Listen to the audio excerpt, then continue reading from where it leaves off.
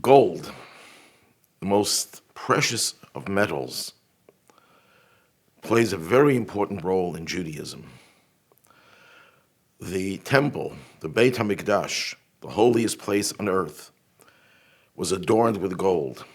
The menorah, the beautiful candelabrum, was made out of gold. The ark that contained the tablets was made out of gold. And so many other parts of the temple and its vessels were made out of gold. The high priest, the Kohen Gadol, in addition to his regular garments, had golden garments. Gold was very important in the Holy Temple and in our rituals. Because when God created the world, there was no need for gold. But the Midrash tells us, God said, but I want you to use a special metal for my holiest dwelling place, the Holy Temple. And once, the Midrash says, God created gold, he allowed us to benefit from it as well. But essentially, gold was created for holy purposes. Now, the Talmud tells us that on Yom Kippur, the Day of Atonement, which we read about in this week's Torah portion, the Kohen Gadol would enter into the Holy of Holies. The high priest would enter into the Holy of Holies. See, the temple was divided into different sections. The innermost section, called the Kodesh HaKadashim, the Holy of Holies, no one was allowed to enter except the high priest, and only one day a year on Yom Kippur. So here you had the holiest person, at least that's what the high priest was supposed to be, the holiest person. Didn't always work out that way, but that was the way it was in many years, especially when Aaron, Moses' brother, was the first Kohen Gadol. He's the holiest person, entering in to the holiest place on earth on Yom Kippur, the holiest day of the year. Here you have the convergence of the three holies, which represents the three different aspects of creation. As it says in the Sefer Yetzirah, the Kabbalistic book, the book of creation, that everything in existence is divided into three. Olam, space, that's the Holy Temple, the Holy of Holies, the holiest place. Shana, time, that's Yom Kippur, the holiest day of the year.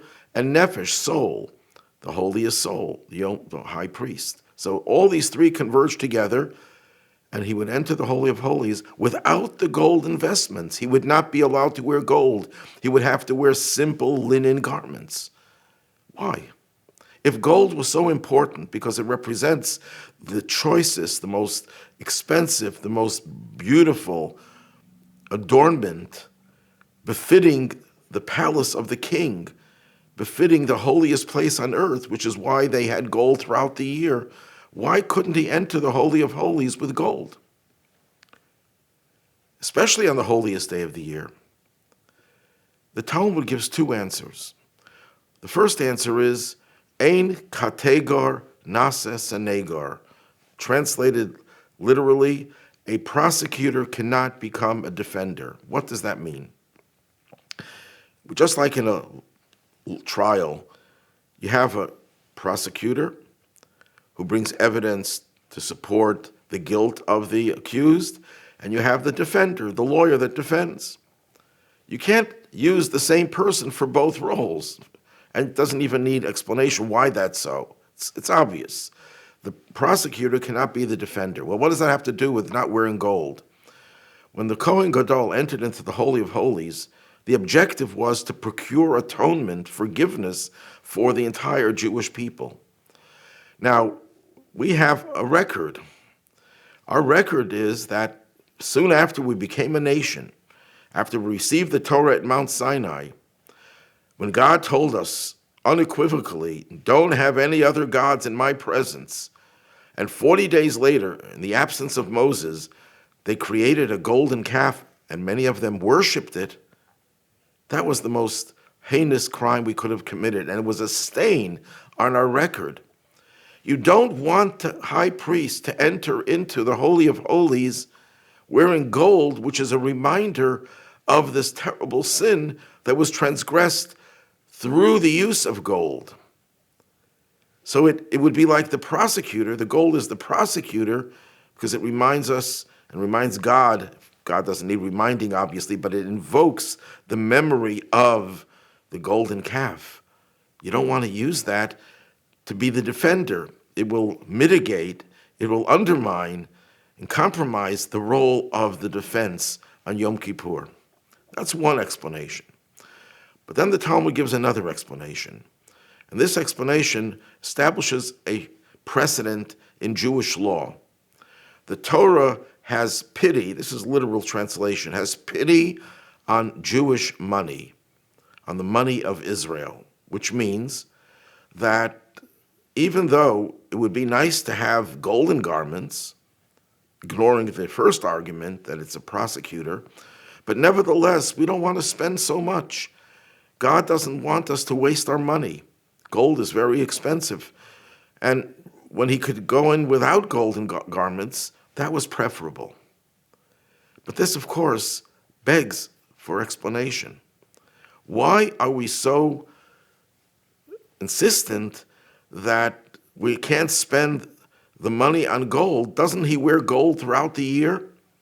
Moreover, even on Yom Kippur, the services that he does outside of the Holy of Holies, some of those services require that he wear the golden garments.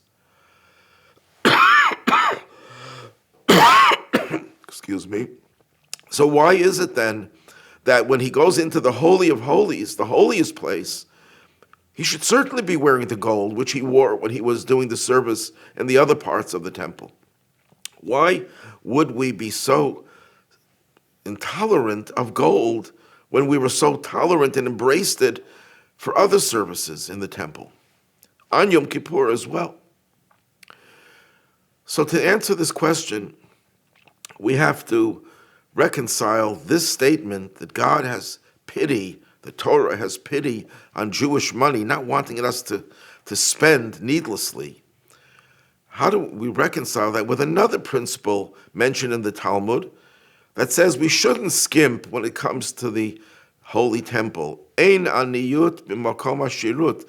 There's no room for poverty in a place of wealth. The temple was a model of wealth. The physical wealth, which was in the temple, was a reflection of the spiritual wealth that was contained there. Because in the ultimate way of existence, the way God created this universe, is that the physical is supposed to be a reflection of the spiritual. If the spiritual is beautiful, the physical has to be beautiful. If the spiritual is rich, then the physical manifestation of it is rich. Because in the ultimate existence of the world, there is an alignment between the spiritual and the physical. That's the way it ought to be. Unfortunately, because of the behavior of people, it brought a degradation to the world, and there's a misalignment between the spiritual and the physical. Because of this misalignment, you could have something beautiful inside and not beautiful outside. You could have something rich inside and impoverished externally. But the temple, which represents the paradigm of perfection, it's God's dwelling place, it's God's home, the physical appearance of wealth, gold, was not some fancy thing to impress people, but it was a manifestation of, a reflection of the spiritual reality. This was the wealthiest place on earth, because this is the place where God, who is infinite, would dwell. So, therefore, the Talmud says, there's no room to have poverty in a place of wealth. It wouldn't skimp on things just because you could save a few dollars here or there. That was out of the question. So the question is asked, how do we reconcile these two Talmudic principles? On one hand, we're saying God has pity on Jewish money. We shouldn't waste gold on Yom Kippur when he enters the Holy of Holies. And on the other hand, we say that in holy places like the temple, place of wealth, spiritual and physical wealth, we're not supposed to skimp. The answer requires a better understanding of what it means that God has pity on Jewish money. Yes, it has a literal meaning that in some cases we don't want to spend frivolously. Excuse me, but it means more than that. It has a deeper meaning. The Hebrew word for pity, mercy, compassion, is chas. In fact, in the upcoming holiday of Passover, we find a reference to this idea twice. Number one, the bitter herbs that we're supposed to eat at the Seder. The Talmud says there are 5 different kinds of plants that qualify for bitter herbs. One of them, and the most preferred actually, is romaine lettuce. We're not going to go into why romaine lettuce, which doesn't seem to be bitter. We explained that in another class. But romaine lettuce in Aramaic is called chasa, because God has pity on the Jewish people. In fact, the very name of the holiday, Pesach, Passover, has several meanings. One of them, of course, is Passover, and the other one is it has the meaning of God has pity. Pesach has the letters for pity in it. God had pity on the Jewish people and took them out of exile. So we see that the word pity is related to Passover. What does that mean? Why does God have to have pity on us? When do you have pity on someone? If someone is deserving, someone worked a good day's work, put in the hours, hard work, successful work, work done with excellence, and you pay them their wages, would you say, I'm paying you, my employee who works so hard, because I have pity on you? Because I have compassion for you? Obviously not. He earned it. The person worked hard and deserves to get paid. And by telling him that I have pity on you, that's why I'm paying you, that's an insult. When do you have pity on someone? When someone is not deserving, someone messed up his or her own life, someone who got involved with alcohol and drugs and is now helpless, and that person is guilty of putting himself or herself in that position, and you say, look, I'm a human being, I have compassion. I will not treat you based on your behavior and how guilty you may be. I have pity on you. So if we have to sum it up, the idea of pity is the idea that even if you're not deserving, even if something about your behavior does not warrant that I give you what I'm giving you, I will have pity on you. That's what the whole holiday of Passover is really all about. What does it mean that God had pity on us? And how does that connect to the other translation of Pesach as God passed over? So the answer is that what was the real miracle of the Exodus? The 10 plagues, sure, they were great miracles. The splitting of the sea, a phenomenal miracle. But the greatest miracle was, arguably, that the angels complained to God, God, why are you saving the Israelites and drowning the Egyptians? Elu ve'elu, these and those were idol worshippers. The Jewish people degenerated into idol worship, which later on took its toll when they worshipped the golden calf. They couldn't get rid of it. They couldn't expunge it from their system. It was so ingrained, at least in some of them. And God says, I don't care. I have pity on them. I have compassion for them. What did God do? The angels represents God's system of justice that he instituted in this world. And God says, I'm going to override my system. That's what compassion is. Overriding the logic, overriding the case against you. God says, no, I don't care about your behavior, what you deserve. I have pity on you. Let's go back to that Talmudic expression that applies to Yom Kippur, that the high priest would not wear his golden vestments, his golden garments when he entered into the Holy of Holies, because God has pity on Jewish money. No, it doesn't mean, as the simple translation suggests, that we're going to be cheap when it comes to the temple. The high priest was not cheap at all. He wore gold throughout the day. Just when he entered the Holy of Holies, he says to God, God, I'm not coming here because I represent gold. I'm not coming here because everyone is perfect. Everyone is beautiful. Everyone is adorned with so many good deeds. Yes, that's true for many people.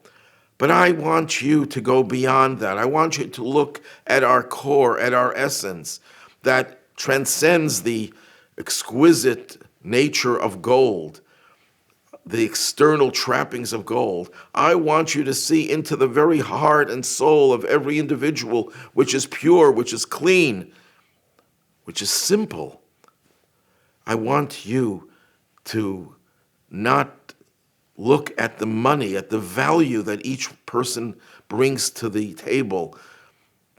We could judge that at a different time. But when I come into the Holy of Holies, I want you to override your view of the money, of the gold. I want you to look into the hearts and souls of every individual.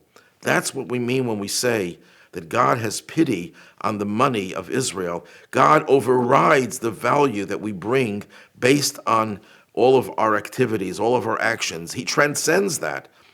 That doesn't mean that they don't have value, but that's true throughout the year. We can come to God and say, we did this mitzvah, we deserve that you respond to us, reciprocate with this benefit. Even on Yom Kippur, we can come to God with all of our mitzvahs. But there's a point where we come to God and say, no matter how good we are or lack thereof, look inside of us. Transcend your view of our gold and judge us on the basis of the innermost precincts of our heart and soul, which is what happens on Yom Kippur, that innermost essence of our soul comes to the fore. And it happened especially when the high priest, who represented the entirety of the Jewish people, entered into the Holy of Holies, this place of purity, this place of total innocence. That is the story of Yom Kippur, when the high priest would not wear the gold because he transcended the gold. And it's interesting that this Torah portion that we read about Yom Kippur is not Yom Kippur, obviously. We read this on Yom Kippur as well, but this is read in close proximity to Passover because there's a connection. Passover, God passes over, he transcends, he overrides his system in order to liberate the Jewish people. And Yom Kippur, the high priest, would transcend the system that is based on the gold standard, transcending the gold. And it's interesting that these two holidays have other things in common. On Yom Kippur, we wear white, the kittel, the white garment. It's a symbol of purity and innocence. Many people have a custom that at the Seder night, they also wear a kittel, this white garment. Another similarity, at the end of the Seder, we declare L'Shana Haba B'Yerushalayim, next year in Jerusalem. That's what we declare at the end of Yom Kippur. Why do we say next year in Jerusalem? Jerusalem is the place where the temple was built. That's the place where the core of our soul is revealed. And both on Yom Kippur and on Passover, that comes to the fore. There's also a passage in the Talmud that says that when Mashiach comes, he will come when we are distracted. That's the simple meaning, that we're not even thinking about it, and all of a sudden Mashiach just appears. But in Hasidic thought, it says it means something much deeper than that. That whatever we imagine will happen in the days of Mashiach, it'll be way beyond that. It'll transcend that. How does that apply to this discussion here? While the high priest would come into the temple on Yom Kippur, and even if there was no gold, the Jewish people were not behaving, he would still come to God and say, transcend your system. Don't look at the gold, look at the purity. But we, in the course of centuries, millennia, have proven ourselves with righteousness. We amassed a tremendous amount of spiritual wealth, of spiritual gold. But yet we come to God and say, God, don't limit what you see in us to our gold. Look at our core, look at our inner essence. And that will be fully revealed in the Messianic age. That's what it means that God, taking us out of exile, will represent going beyond knowledge, going beyond that which we could see with our eyes, the wealth that we could see. We will then experience this transcendent wealth, which is essentially represented by the white linen that the high priest wore when he entered into the Holy of Holies.